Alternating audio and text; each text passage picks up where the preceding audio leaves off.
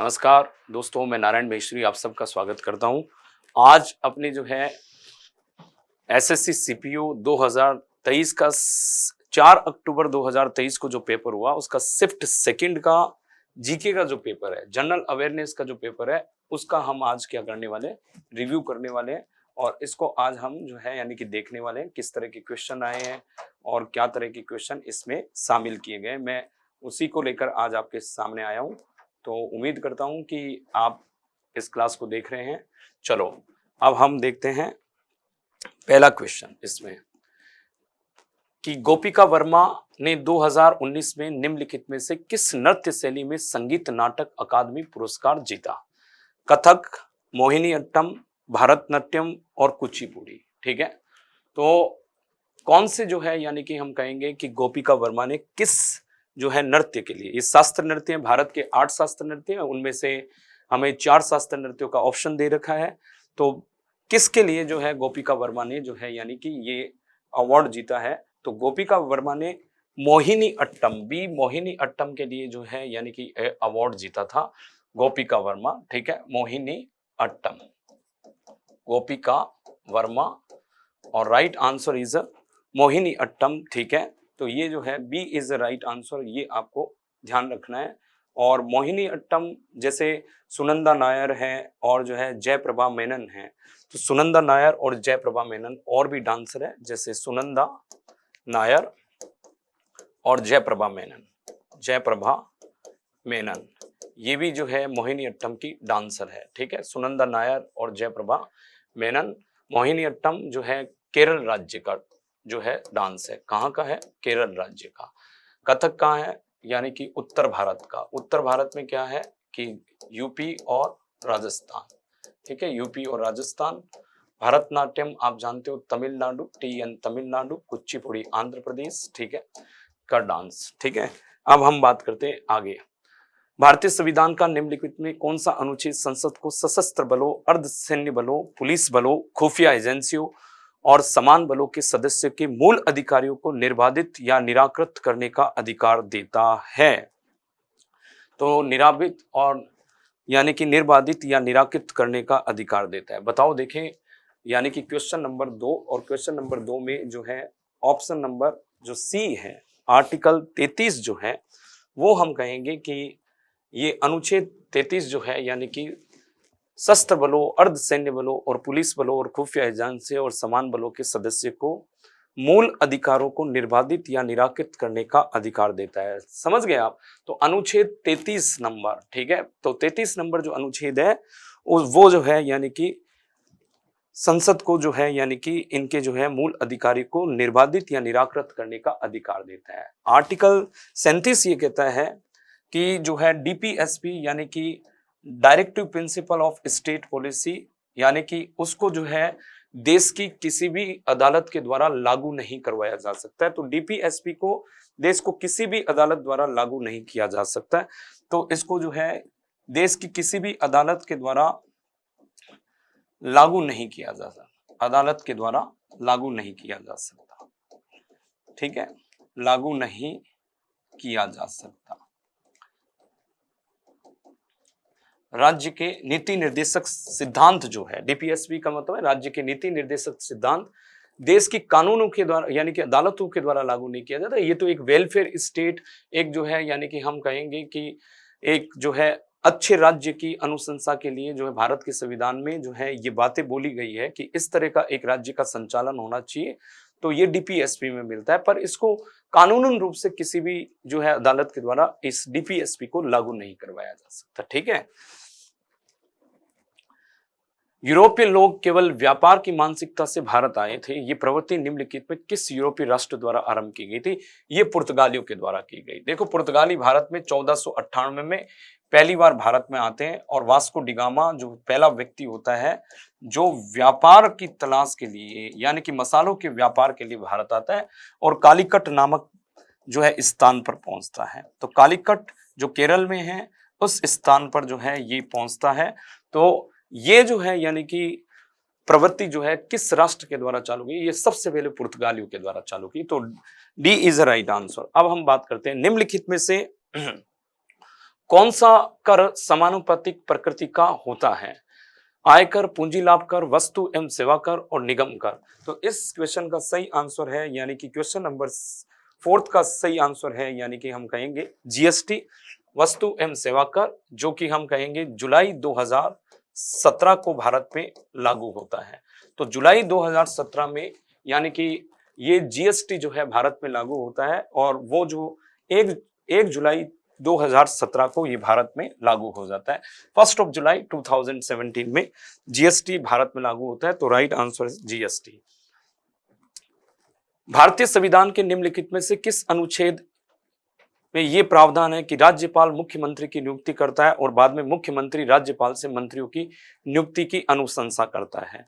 देखो कि राज्यपाल जो है मुख्यमंत्री की नियुक्ति करता है और मुख्यमंत्री राज्यपाल से मंत्रियों की नियुक्ति की अनुशंसा करता है कि मुख्यमंत्री राज्यपाल को फिर ये बताता है कि कौन कौन से जो है मंत्री बनाने हैं।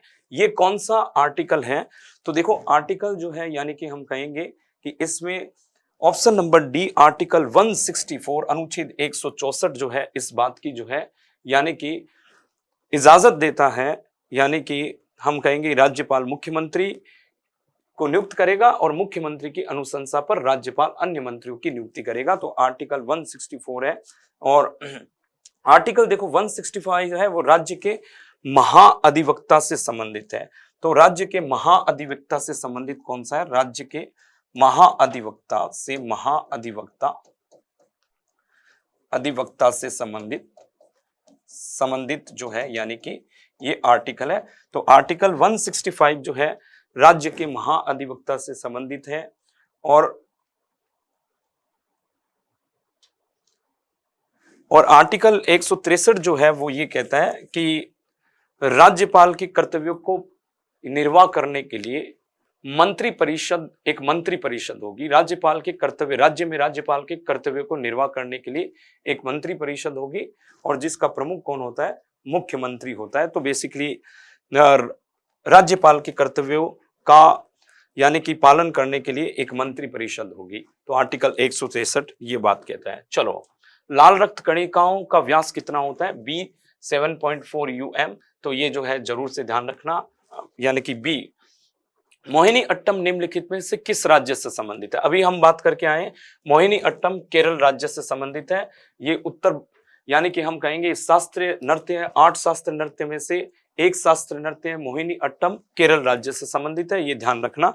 अब हम बात करते हैं नेक्स्ट। रोंकर उत्सव निम्नलिखित में किस जनजाति द्वारा मनाया जाता है? ये कार्बी जनजाति के द्वारा मनाया जाता है। कौन सी जनजाति के द्वारा मनाया जाता है? कार्बी जनजाति के द्वारा मनाया जाता है। और कार्बी जनजाति हम कहेंगे असम की जनजाति है। तो ये असम की जनजाति है, कार्बी जनजाति के द्वारा रोंकर उत्सव मनाया जाता है। आओ जनजाति जो है यानी कि ये जो जनजाति है वो बेसिकली हम कहेंगे कि ये जनजाति नागालैंड की जनजाति है। तो नागालैंड की जनजाति जो है यानी कि ये, बाकी भील और गोंड आप जानते हो, भील जो है मध्य प्रदेश की जनजाति, ठीक है। वडाली ब्रदर्स गायक है। वडाली ब्रदर्स हम कहेंगे कि सफी गायक है, सूफी गायक है। ये एक क्या है? सूफी गायक है। तो राइट आंसर इसका डी, सूफी गायक। और वडाली ब्रदर्स है, जैसे हम कहेंगे कि प्यारे लाल और उस्ताद जो है पूरन चंद। तो प्यारे लाल और उस्ताद पूरन चंद, दो भाई है, प्यारे लाल और उस्ताद पूरन चंद, ठीक है। इनको वडाली ब्रदर्स कहा जाता है, उस्ताद पूरन चंद, ठीक है। इनको वडाली ब्रदर्स कहा जाता है। ये सफी गायक है, सूफी सॉन्ग गाते हैं। वडाली ब्रदर्स के आपने गाने भी सुने होंगे, और नहीं सुने हैं तो आप जाके जरूर से यूट्यूब पर आप सुन सकते हो, ठीक है। 10वां, निम्नलिखित में से कौन सा विनिर्माण गतिविधियों का उदाहरण नहीं है? कपास से बना सूत, लकड़ी से बना कागज, गन्ने से बनी चीनी, ऋण और इक्विटी फंडों को मिलाकर बनाया गया म्यूचुअल फंड। ये इनमें से कौन सा जो है यानी कि विनिर्माण का क्या नहीं है कि हम कहेंगे कि उदाहरण नहीं है?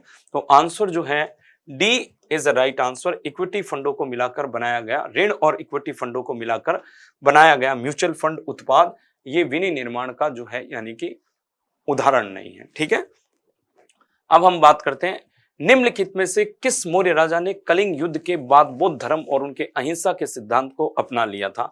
हम क्लास में भी पढ़ते हैं, और इसका सही आंसर क्या होगा? यानी कि अशोक, यानी कि डी आंसर इज अशोक। और 261 ईसा पूर्व में, यानी कि 261 ईसा पूर्व में कलिंग युद्ध का कलिंग युद्ध होता है, ठीक है, कलिंग युद्ध होता है 261 ईसा पूर्व में कलिंग युद्ध होता है। और कलिंग युद्ध होता है कब? 261 ईसा पूर्व में, और शासन के 8वें वर्ष में। अगर हम बात करते हैं कि शासन के 8वें वर्ष में यानी कि कलिंग का युद्ध होता है, ठीक है। तो शासन के 8वें वर्ष में कलिंग का युद्ध होता है, तो आप जो है जरूर से ध्यान रखना, ठीक है। अब हम बात करते हैं निम्नलिखित में से कौन से सरकारी विभाग भारत से अवसंरचना विकास से जुड़ा हुआ है? कौन सा सरकारी विभाग भारत के अवसंरचना विकास से जुड़ा हुआ है? Department of economic affairs, division of economic agenda, department of energy affairs और डिवीजन ऑफ इलेक्ट्रिसिटी एजेंडा। तो आप बताइए कि कौन सा जो है यानी कि हम कहेंगे कि इस निर्माण से जुड़ा हुआ है। तो बेसिकली इसका आंसर होगा यानी 12वां B, division of economic agenda. तो अवसंरचना विकास से जुड़ा हुआ जो यानी कि डिपार्टमेंट है डिवीजन ऑफ इकोनॉमिक एजेंडा, ठीक है। अब हम बात करते हैं नेक्स्ट, निम्नलिखित में कौन सी भारत के प्रथम राष्ट्रपति डॉक्टर राजेंद्र प्रसाद की आत्मकथा है? तो डॉक्टर राजेंद्र प्रसाद की आत्मकथा है ऑप्शन नंबर टी, आत्मकथा मतलब जो खुद के द्वारा लिखी गई किताब होती है उसको आत्मकथा कहते हैं, ठीक है दोस्तों। तो ये है the race of my life, the race of my life. इसके लेखक कौन है? इसके लेखक है डॉक्टर राजेंद्र प्रसाद। और माई कंट्री माई लाइफ के जो है लेखक कौन है? वो है लाल कृष्ण आडवाणी। कौन है? लाल कृष्ण आडवाणी। तो इसके लेखक है लाल कृष्ण आडवाणी, तो ये ध्यान रखना। अब हम बात करते हैं नेक्स्ट क्वेश्चन, 14 नंबर का क्वेश्चन हमारी स्क्रीन पर ये रहा। मध्यकालीन भारत की भक्ति परंपरा से संबंधित वह राजपूत राजकुमारी निम्नलिखित में से कौन थी जिसके गीत भगवान श्री कृष्ण को समर्पित थे? सब जानते हैं, मीराबाई।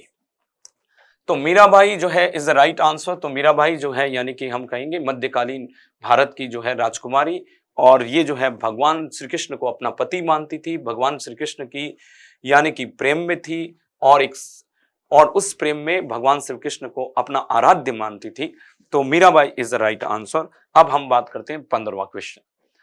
15वां क्वेश्चन आपकी स्क्रीन पर देखो कि निम्नलिखित में से कौन सी एक बंगाली अनपढ़ महिला की आत्मकथा है जिसने उस समय पवित्र ग्रंथों को पढ़ने के लिए गुप्त रूप से साक्षरता कौशल हासिल किए थे, जब लड़कियों और महिलाओं को शिक्षा से वंचित रखा था और केवल घर के कामों के लिए उपयुक्त समझा था। देखो, एक बंगाली अनपढ़ महिला की आत्मकथा है जिसमें गुप्त रूप से अपने आप को वो उसने अपने आप को साक्षर किया, अपने आप को जो है यानी कि पढ़ाया लिखाया और अपने आप को जो है शिक्षित किया, जब यानी कि महिलाओं को सिर्फ जो है घर के काम के लिए ही उपयुक्त समझा जाता था, और जिनको उस समय जो है महिलाओं को पढ़ाई के लिए जो है यानी कि एक जगह नहीं थी, पढ़ाने का समाज में प्रचलन नहीं था। तो आप देखो, बेम्बी कामले लिखित जीना अमूचा या रस सुंदरी द्वारा लिखित अमर जीवन जो है यानी कि हम कहेंगे कि रस सुंदरी देवी द्वारा लिखित अमर जीवन जो है यानी कि ये वो नॉवल है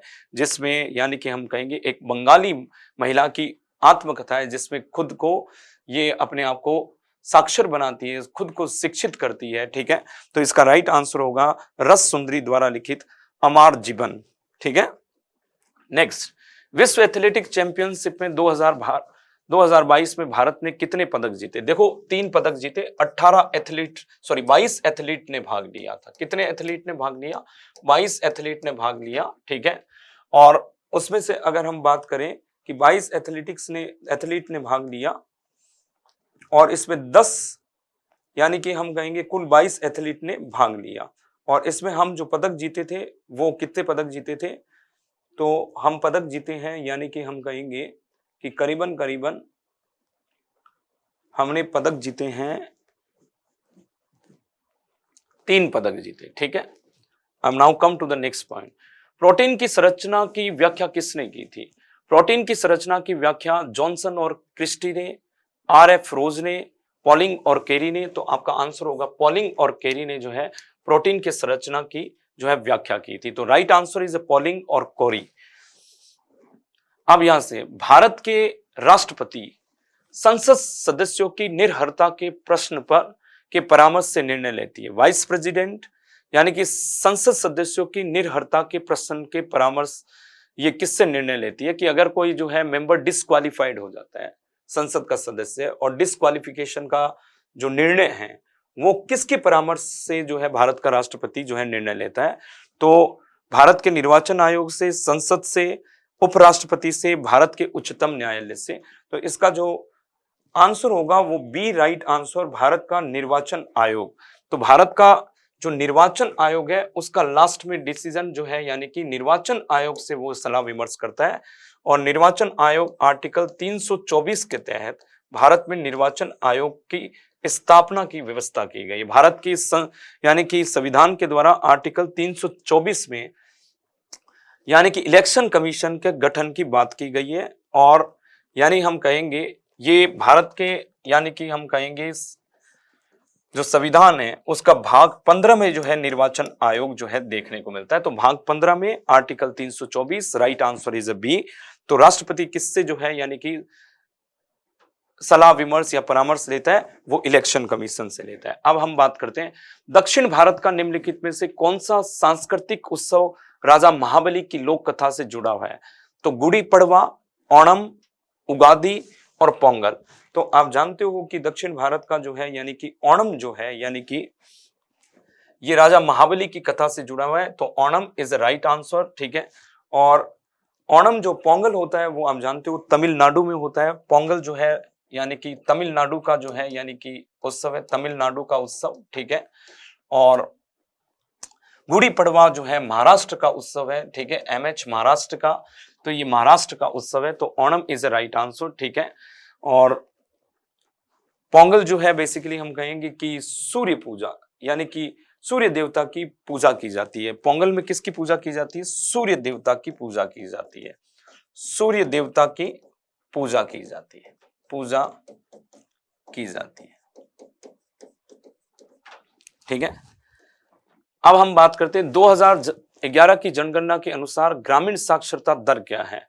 हमारी जो ग्रामीण साक्षरता दर है 2011 के अनुसार, मैंने क्लासों में आपको बताया है कि हमारी जो ग्रामीण साक्षरता जो है वो 67.77 है। कितनी है?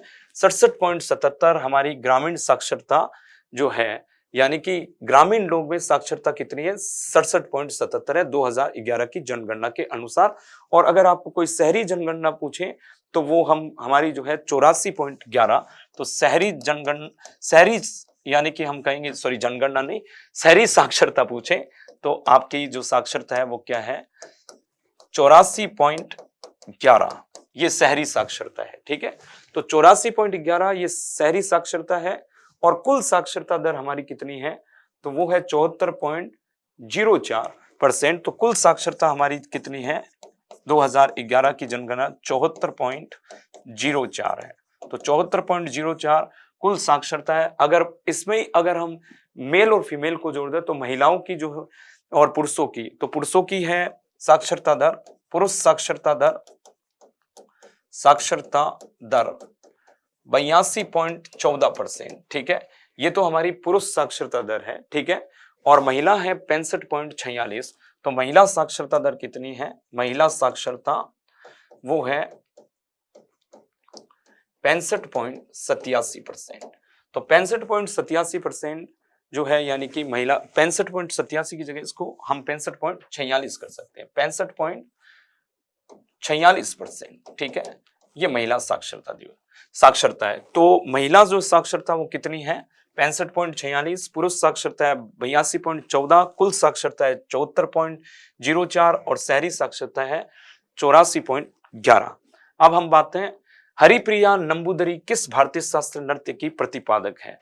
हरिप्रिया नंबूदरी किस भारतीय शास्त्रीय नृत्य की प्रतिपादक है? The right answer is a Kathakali, C Kathakali. और कथकली कहाँ का डांस है? कथकली हम कहेंगे कि बेसिकली ये जो डांस है वो हम कह सकते हैं कि ये केरल राज्य का डांस है, ठीक है। तो केरल राज्य का डांस मैं कई बार क्लासों में बताता हूं आपको।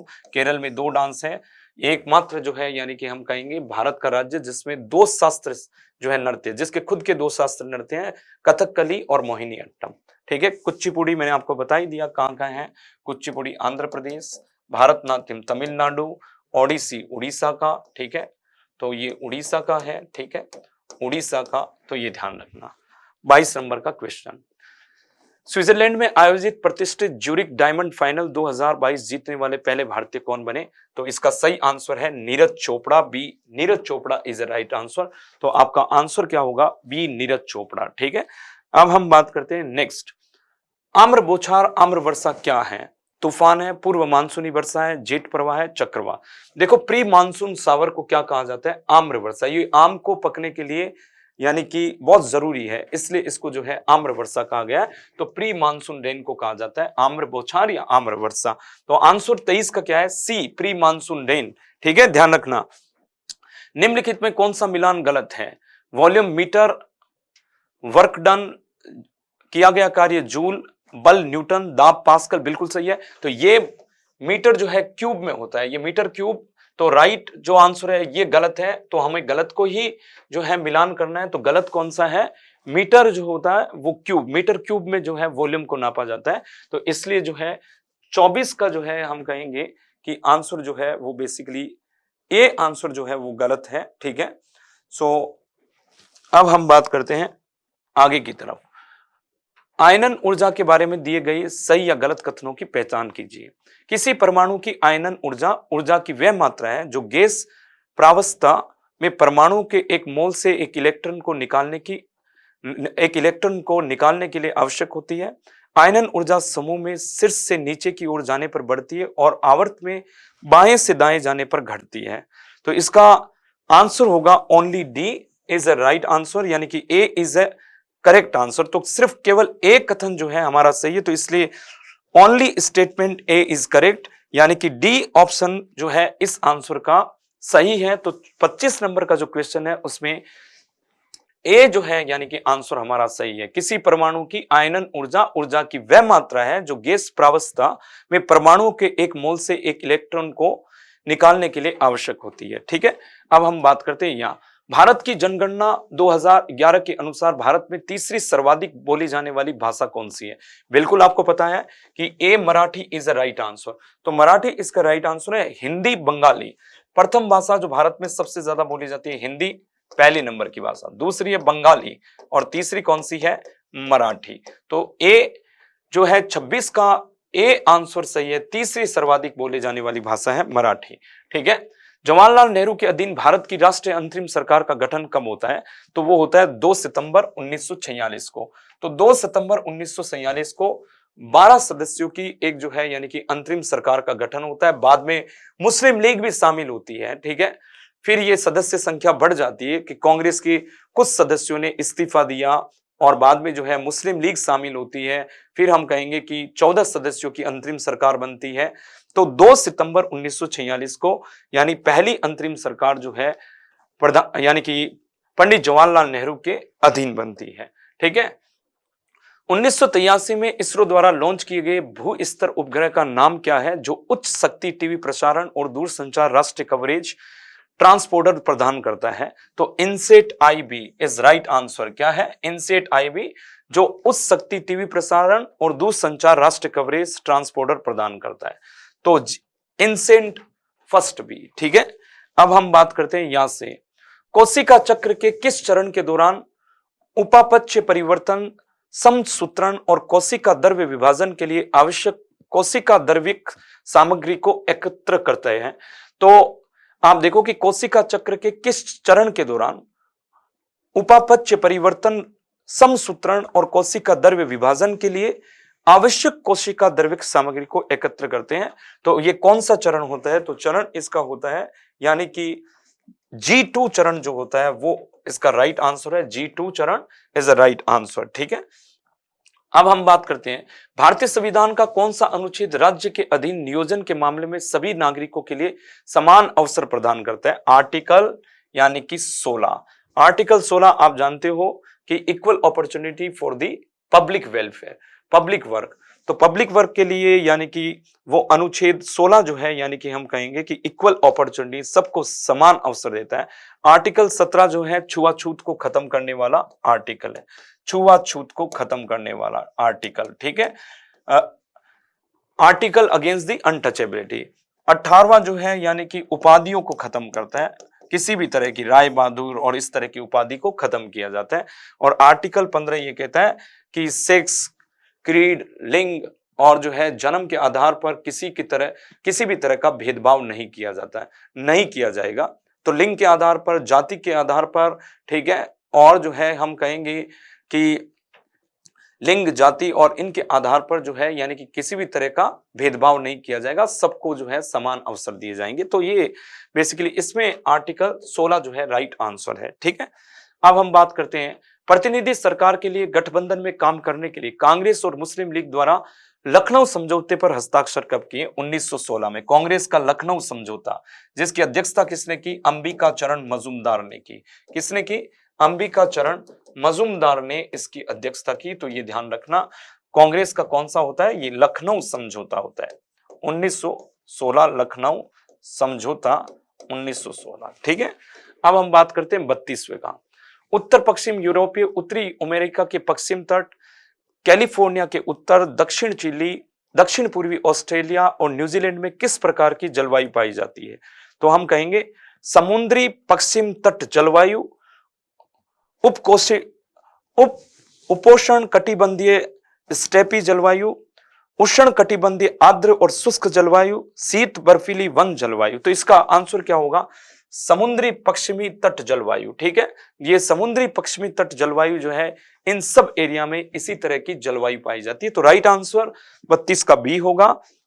अब हम आते हैं फीफा महिला विश्व कप 2023 की मेजबानी द्वारा की जाएगी। यूएसए और कनाडा और फ्रांस और जर्मनी, ऑस्ट्रेलिया और न्यूजीलैंड, ब्राजील और अर्जेंटीना, किसके द्वारा की जाएगी? तो इसका जो आंसर होगा यानी जो हमारा 33वें का आंसर है ऑस्ट्रेलिया और New Zealand. The right answer is C, Australia और न्यूजीलैंड के द्वारा ये मेजबानी की जाएगी। चित्र में दर्शाए गए कार्बनिक यौगिक का IUPAC नाम क्या है? ठीक है, तो इसका नाम क्या है? चित्र में जो दर्शाया गया है उसका क्या नाम है? तो 34वें का जो बी है यानी कि 1-मेथिल 3 प्रोपिल साइक्लोहेक्सेन। तो बेसिकली हम कहेंगे कि ये इसका राइट आंसर है, B is a right answer, ठीक है। हड़प्पा सभ्यता का मोहनजोदड़ो स्थल किस नदी के तट पर स्थित है? मोहनजोदड़ो जो है यानी कि हम कहेंगे सिंधु नदी के तट पर स्थित है। मोहनजोदड़ो पाकिस्तान के सिंध प्रांत में यानी कि लरकाना जिले में है। कहां पर है? लरकाना जिले में। और लरकाना जिले में ये जो स्थल है वो सिंधु नदी के तट पर है, ठीक है। भारत का शास्त्रीय नृत्य मोहिनी अट्टम निम्नलिखित में किस राज्य से संबंधित है? भारत का शास्त्रीय नृत्य मोहिनी अट्टम जो है हम कहेंगे कि अभी हम बात करके आए हैं कि ये केरल राज्य से संबंधित है, तो ध्यान रखना, ठीक है। निम्नलिखित में से किस खेल के शीर्ष राष्ट्रीय शासी निकाय का मुख्यालय नई दिल्ली में नहीं है? तो राष्ट्र जो है यानी कि ये पूछ रहा है कि किस खेल का जो शीर्ष राष्ट्रीय निकाय जो है वो मुख्यालय दिल्ली में नहीं है और बाकी सबका दिल्ली में है। तो भारतीय वॉलीबॉल संघ है, बैडमिंटन एसोसिएशन ऑफ इंडिया है, हॉकी इंडिया है या भारतीय एथलेटिक्स संघ है। तो आप देखिए कि इसका जो है यानी कि हम कहेंगे 37वें का बी है, भारतीय वॉलीबॉल संघ। इसका हेडक्वार्टर कहाँ है? चेन्नई में है। तो इसका है चेन्नई में है हेडक्वार्टर। तो Chennai is the right answer. तो चेन्नई में इसका हेडक्वार्टर है, ठीक है। विजयनगर राज्य की स्थापना 1336 में किसके द्वारा की गई? हरिहर और बुक्का के द्वारा की गई।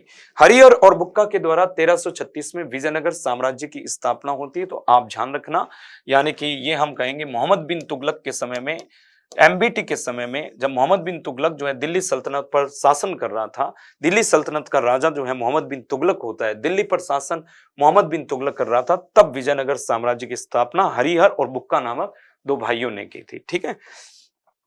निम्नलिखित में से कौन सा विटामिन डी का सबसे महत्वपूर्ण स्वास्थ्य लाभ है?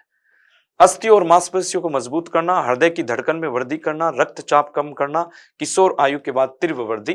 तो आप देखो अस्थियों और मांसपेशियों को मजबूत बनाने का काम कौन करता है?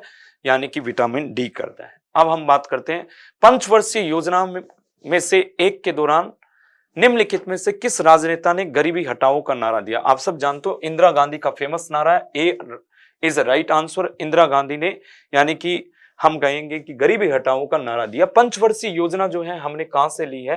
रूस से ली है, ध्यान रखना, रूस से हमने पंचवर्षीय योजना ली है।